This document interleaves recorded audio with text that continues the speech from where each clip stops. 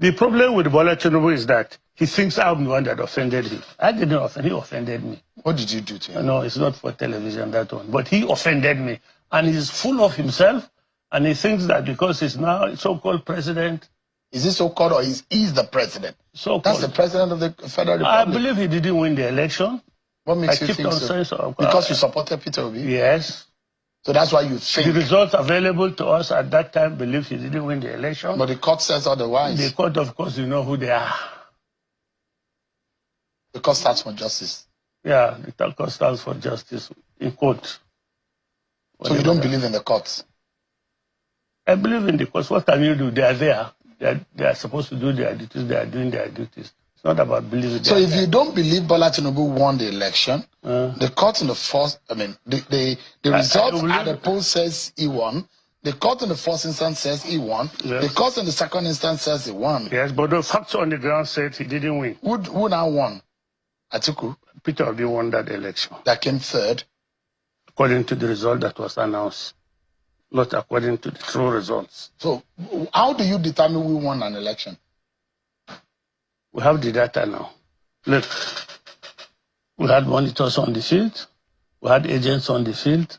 We collected our data. We know our results. We know the results that were coming in from the field. We can see clearly the point at which they were altered. We can see clearly, you know.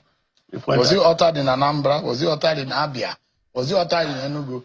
Peter Obi won landslide. He won over 90% of the votes in that region. Yes. He beat Bola Tinubu in Lagos. Yes. He had huge votes in the North Central. It doesn't mean there are no states where election was conducted. There are. You know, when you do rigging, you rig only where you are strong. And because... Is Peter Obi strong in Lagos? That is Bola Tinubu's state. Yes. As a politician, you know what it means when you lose your home top. I know what it means. They didn't understand the demography of Lagos very well at that time. So it was a shocker. It was a shocker. They underplayed the demography of Lagos. And it shocked them. And the demography showed. Subsequent elections, they worked on that demographic issue. That's why there was voter suppression in the gubernatorial election. And in this last election, local government. The demography took them by surprise. Would you still be supporting Peter Obi in 2027? I think they say a day in politics is long. Things have changed.